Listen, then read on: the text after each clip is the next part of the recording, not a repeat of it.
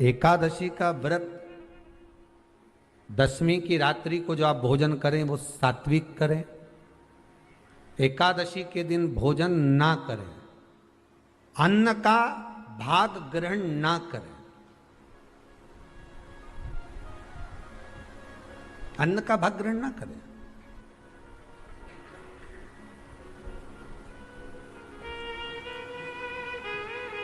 कितना सुंदर कहा है महाराज जी। यदि आपके यहां पर गौ माता है, आपके घर में अगर गौ माता विराज रही है,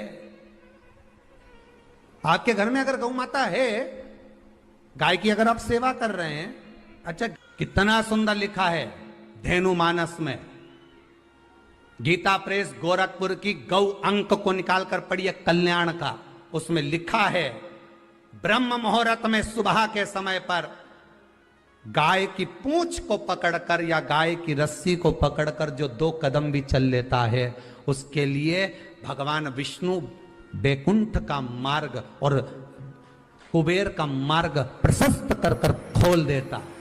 जरा पढ़िए धेनु मानस को, पढ़िए गौ अंक, पढ़िए गीता प्रेस गोरखपुर का कल्याण का अंक निकाल कर पढ़िए कि गाय का मात्र रस्सी पकड़कर 2 कदम चलने वाले के लिए मार्ग प्रशस्त हो जाता।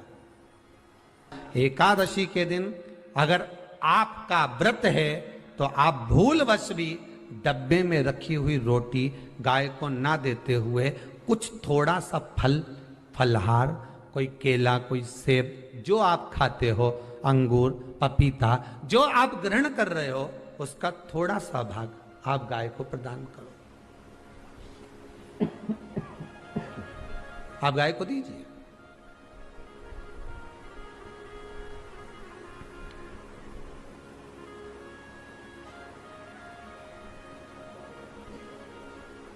थोड़ा सा भाग आप गौ माता को प्रदान करो, थोड़ा सा।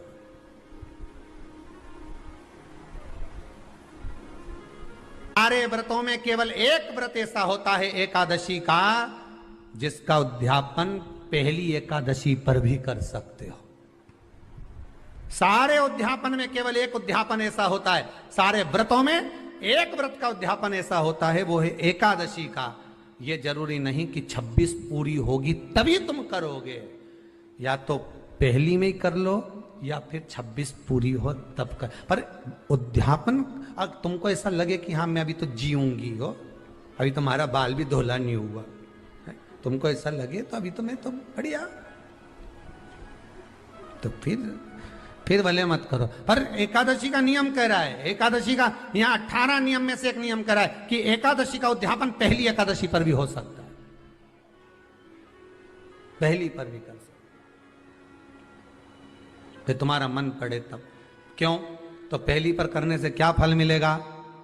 तो एकादशी की नियमावली कहती है, अगर मान लो आपने पहली एकादशी पर भी उद्यापन कर लिया, इसके बाद में जितनी एकादशी करोगे वो सारी तुम्हारे खाते में जुड़ती जाएगी। मतलब बैंक में खाता खोल लो, ठीक है, खाता खोल लिया, अब जितना कमाता जाओगा उसमें डालते जाओ, जितनी कमाई करके लाओगे उसमें जमा करते जाओ। एकादशी एक बार उद्यापन पहले में भी हो गया तो बाकी का पुण्य तुम्हारे खाते में आ जाए,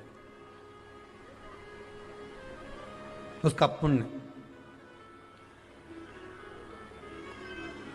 एकादशी का उद्यापन बड़े महीने में माघ शुक्ल एकादशी के दिन, माघ का महीना हो, शुक्ल पक्ष की, जम के बोलिए, एकादशी हो, प्रयास करना कि आप उद्यापन करें, भले 5, 10, 11, 12 जितनी एकादशी हो जाए, 26 हो जाए तो ज़्यादा अच्छी है, नहीं तो आप करें तो माघ महीने की शुक्ल पक्ष की एकादशी के दिन आप उद्यापन करें, प्रयासरत करें, प्रयासरत। बड़े महीने के अंतर्गत जो उद्यापन, हाँ चतुर्मास के अंतर्गत उद्यापन नहीं होता एकादशी का, बहुत ध्यान दीजिए हमारा। ये जो सावन भादो कुंवर कार्तिक जो 4 महीना होते हैं भगवान के शयन करने के, इसके अंतर्गत एकादशी का उद्यापन नहीं होता, और इसके अंतर्गत उद्यापन करना भी नहीं चाहिए एकादशी हमारा। एकादशी का उद्यापन माघ महीने की शुक्ल पक्ष की एकादशी के दिन आप बहुत प्रेम से आनंद के साथ करिए महाराज। परंतु एकादशी के उद्यापन में सबसे ज्यादा अगर कुछ जरूरी होता है तो 24 तरह का नैवेद्य जरूरी होता है। कितने तरह का? 24 तरह का नैवेद्य।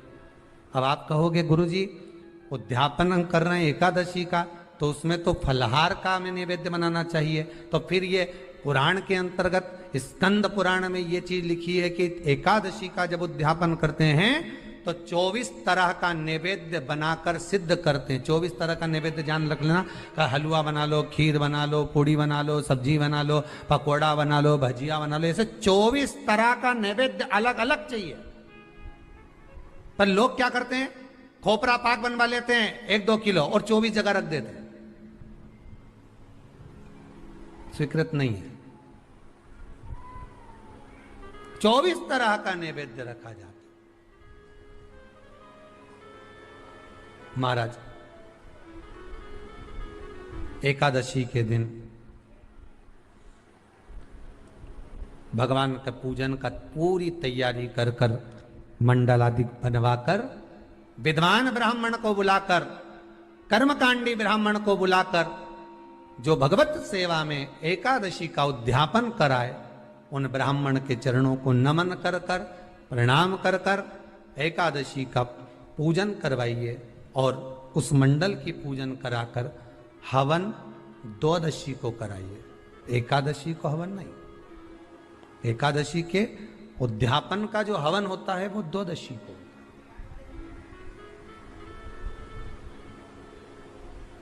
एकादशी का उद्यापन द्वादशी को बड़े प्रेम से आप खूब आनंद से हवन पूजन कराओ। पूजन कराने के बाद, हवन कराने के बाद 26 जोड़े ब्राह्मण ब्राह्मणी के बुलाकर भोजन कराकर उनको भाव से जो आप समर्पित कर सकते हो, जितनी आपकी सामर्थ्यता हो, उस सामर्थ्यता के अनुसार आप दान धर्म पुण्य करो, आप उन्हें प्रदान करो। और बन सके तो एकादशी की रात्रि को भी जागरण करें और द्वादशी के दिन जिस दिन हवन करें उसकी भी रात्रि को कुछ जागरण करें।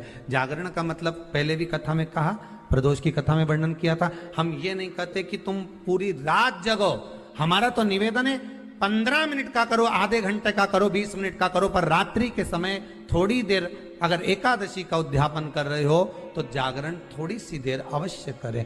नहीं कर सकते अकेले बैठकर राम नाम जप लें, भजन कर ले, पर करो। कि नारी के मुख से अगर एक बार निकल जाए कि मेरी जिंदगी तुमसे विवाह कर कर बेकार हो गई, उस समय नारी का साथित्व समाप्त हो जाता है। इसलिए माताओं आपसे निवेदन है, जिंदगी में सारी लड़ाई लड़ना, सब कुछ बोलना, पर अपने पति से यह मत कहना कि तुमसे विवाह कर कर मेरी जिंदगी बेकार हो गई। क्योंकि विवाह तुमने किया है पर भाग्य उसने लिखा है। भाग्य लिखने वाला वो है। और आपसे फिर निवेदन करूंगा, राम मंदिर जाओ, कृष्ण मंदिर जाओ, शिव मंदिर जाओ, भवानी के मंदिर जाओ, तुम्हारे 33 कोटि देवताओं के मंदिर चले जाओ, गणेश जी के मंदिर जाओ, तुम्हारी मर्जी पड़े उस देवता के मंदिर जाना, कोई तुम्हारा भाग्य नहीं बदल सकता। जो तुम्हारी किस्मत में लिखा है वो तुमको भोगना पड़ेगा। तो बदलेगा कौन? तो उसका भी प्रमाण हमारे यहां शिव महापुराण कहती है। एक पारो नाम की विधवा स्त्री थी।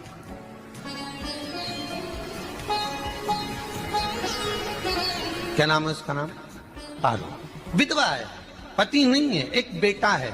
और विधवा स्त्री जो थी वो गर्भ से थी, उसका संतान नहीं हुई थी, पति मर गया था, वो गर्भावस्था में बेटा रह गया और पति चले गए। पारो बड़ी दुखी थी, भगवान का भजन करती बहुत, घर में कुछ भी नहीं था। जो व्यापारी जो धन था उसके पति का वो सब लोग खा गए। जब जैसे व्यक्ति जब तक जीवित है तब तक संसार उसका है, जैसे ही वो गया उसका सारा धन भी उसके साथ चला गया। व्यापार धन रो। पारो आंखों से अश्रु बहता है, नैनों से जल बहता है, नैनों से बिंदु बहता है। और पारो की आंखों से जब आंसू बह रहा है, अश्रु निकल रहा है, जल बह रहा है। बेटे को जन्म दिया, उसने सोचा अपनी जिंदगी तो बेकार हो गई, पर बेटा जन्म लिया तो इसका नाम अच्छा रख दूं तो हो सकता है भाग्य आगे अच्छा हो। तो उसने उसका नाम भाग्य सिंह रख दिया। क्या नाम रखा? भाग्य सिंह। भाग्य अच्छा रहेगा इसका, तो हो सकता है कुछ अच्छा कर ले। पर बेटे की भी किस्मत इतनी प्रबल नहीं थी। माँ जगह जगह बर्तन मांझ कर काम कर कर बच्चे का पालन कर ली। बच्चा थोड़ा बड़ा हुआ। माँ मेरे सारे मित्र सेठ हैं, अब मेरा ही किस्मत, मेरा ही भाग्य ऐसा क्यों है? मेरी ही किस्मत ऐसी क्यों है ऐसा?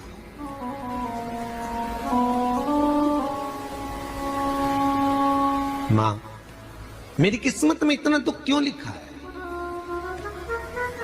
माँ भोजन तक हमको समय पर नहीं मिलता, हमारा भाग्य ऐसा क्यों है? माँ हमारी किस्मत ऐसी क्यों है? माँ कहती है बेटा जो ललाट पर लिखा उसे कौन टाल सका। माँ बच्चों को समझाती है, माँ बच्चों को कहती है, धीरे धीरे समय निकलता है। माँ एक बार बता माँ, तू कहती है कि सब भगवान ने लिखा है भाग्य में, तो भगवान का मिलेगा मुझे बता दे। माँ बोलती है ऐसी कोई जगह नहीं जहाँ भगवान नहीं। वन में मिलेगा? हाँ मिलेगा। माँ का कहना मानकर भाग्य सिंह वन में चले गया और घने जंगल में भाग्य जब गया भाग्य सिंह, और घने जंगल में जब पहुंच गया, ढूंढते ढूंढते ढूंढते ढूंढते ढूंढते तो भी भगवान तो भगवान, भगवान की छाया तक नहीं मिली। भगवान की छाया तक। आंखों में जल भर गया, बेहोश होकर गिर गया। शाम का समय था, विष्णु और लक्ष्मी निकल कर जा रहे थे। लक्ष्मी और विष्णु जाते जाते उसको देखकर रूप बदल के उसके पास गए। बेटा आपका नाम क्या है? हमारा नाम भाग्य सिंह है। कहाँ जा रहे हो? भगवान से मिलना है हमको।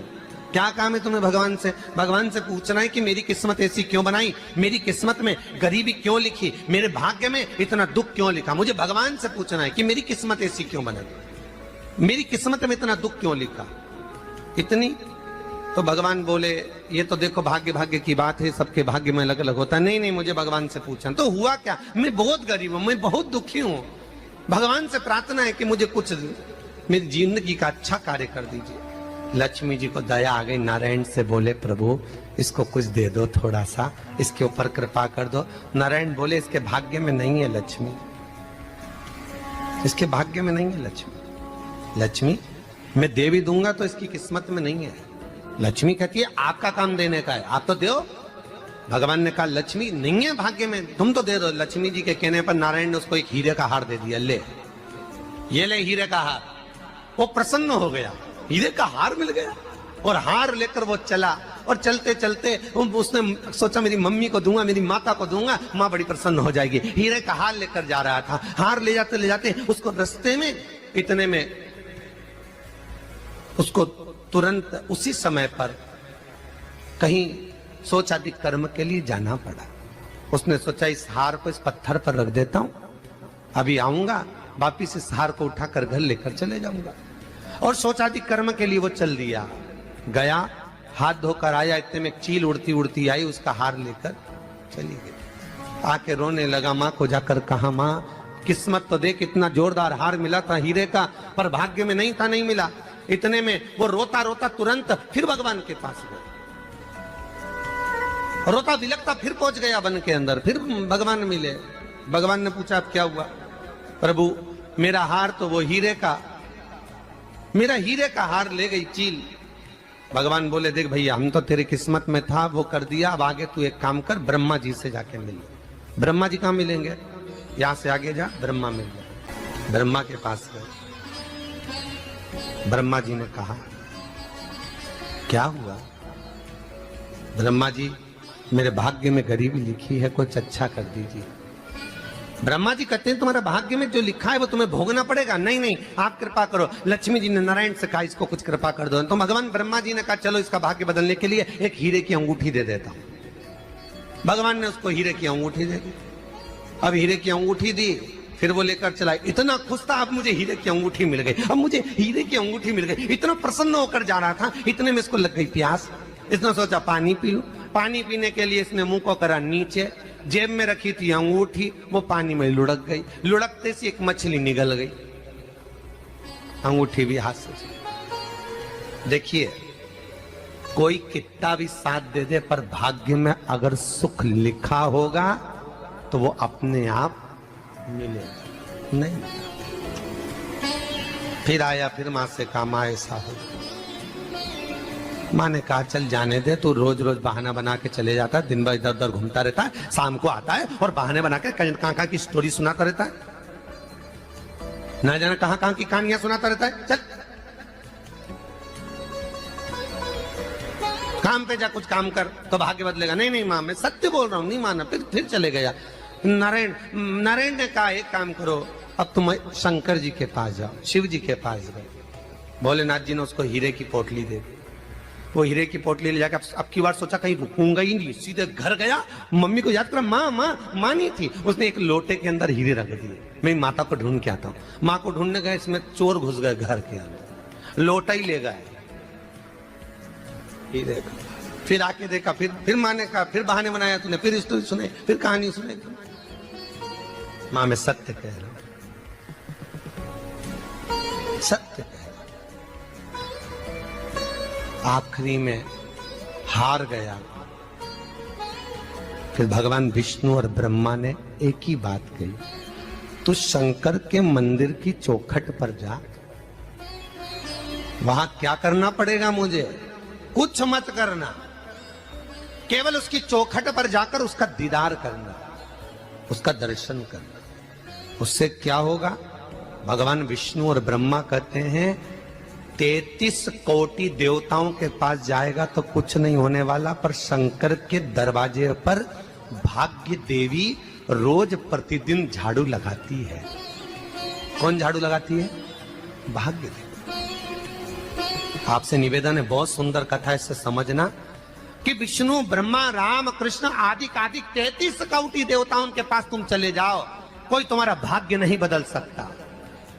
हाँ, अगर भाग्य देवी का तुम स्मरण करो, किसी मंदिर में जाना तो ये भगवान से कहना भगवान लक्ष्मी दो, भगवान से लक्ष्मी मत मांगना, भगवान से कहना मेरा भाग्य ऐसा कर दो, या भाग्य देवी की कृपा मुझ पर बरसा दो जिससे मेरा भाग्य बदल जाए, कुछ अच्छा हो जाए मेरी जिंदगी में। तो जाके शंकर के मंदिर के बाहर खड़े हो, भाग्य देवी मां झाड़ू लगाती है, भाग्य देवी उनकी चौखट पर बैठी रहती है, तू जा।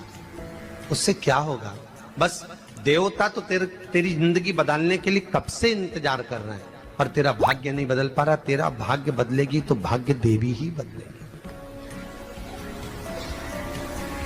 गया, शिव मंदिर के दरवाजे पर जाकर खड़ा हो जाता, भीड़ होती तो दरवाजे से दर्शन कर लेता, बाबा से नयन मिलाता, रोज प्रतिदिन जाता। एक दिन शंकर जी ने भाग्य देवी से कहा, देवी इसका भाग्य बदल दो। देवी कहती है, भोलेनाथ इसकी किस्मत में ब्रह्मा जी ने यही लिखा है दुख, इसकी किस्मत में ठोकरें खाना ही लिखा है। भाग्य देवी तुम मेरे दरवाजे की झाड़ू लगाती हो, आज इसके भाग्य की झाड़ू लगाई। भाग्य देवी ने कहा, भोलेनाथ आप कह रहे हो? हाँ मैं कह रहा हूं, क्योंकि मेरे दरवाजे पर इतने दिन से रोज आ रहा है और मेरे दरवाजे से खाली चले जाए अच्छा नहीं लगता। भाग्य देवी ने भाग्य बदला, एक सोने का सिक्का झाड़ू लगाते लगाते दरवाजे पर पटक दिया। उस सोने के सिक्के को लेकर वो चला और सोने के सिक्के को ले जाकर उसने माता को दिया। अब भाग्य कैसे बदलता है वो देखिए। सोने का सिक्का लेकर गया और तुरंत वो सोने का सिक्का घर में पहुंचा, रात से ठाठ हो गया, बेचकर भोजन की व्यवस्था करी। एक दिन मां ने सोचा कुछ ऐसा करूं कि मैं मछली का व्यापार करूं, और मछली खरीदने के लिए गई। और मछली खरीदने के लिए गई, जो मछली मिली दे तो दी व्यापारी ने, परंतु घर लाते लाते वो मर गई। मरा तो काटा तो इसमें से हीरे की अंगूठी मिल गई। अंगूठी तो मिली, इतने में मां ने कहा देखो भगवान ने बड़ी कृपा करी, हीरे की अंगूठी मिली। बेटे ने कहा ये मेरी ही अंगूठी है, मछली निगल गई थी। मां ने कहा बेटा जाओ, थोड़ा आज ब्राह्मण भोजन करने आएंगे, थोड़ी लकड़ी काट कर लिया। बेटा लकड़ी काटने गया, एक पेड़ पर, सूखे पेड़ पर चढ़ा लकड़ी काटने के लिए। काटते काटते उसको पेड़ की डाली पे एक हार टंगा हुआ दिख गया। वो हार वही था जो हीरे का चील लेकर गई थी। वो हार प्राप्त हो गया। आते आते रास्ते में प्यास लगी, सोचा कहीं एक आध बर्तन मिल जाए पड़ा हुआ, तो लोटा पड़ा हुआ मिल गया जिसमें हीरे पड़े हुए थे। जब भाग्य चलता है तो सारी रास्ते अपने आप खुलते खुलते खुलते खुलते चले जाते हैं। जब भाग्य नहीं चलता तो चाहे कोई हीरा दे दे, चाहे कोई सोना चांदी दे दे, चाहे कोई फैक्ट्री खुलवा के दे दे, तो भी कुछ दिन में ठप्प हो जाए। भाग्य चलेगा तो धन आएगा, भाग्य नहीं होगा नहीं। तो भी कुछ मत करो, क्या करना है बोलो तो। जब भाग्य अगर दिक्कत दे तो कहीं जाने की जरूरत नहीं है, एक ही काम करना है, शंकर के दरवाजे पर जाकर उसका दीदार करना। जब लगे आपको कि दरिद्रता बहुत ज्यादा है, किराया तक नहीं है, मैं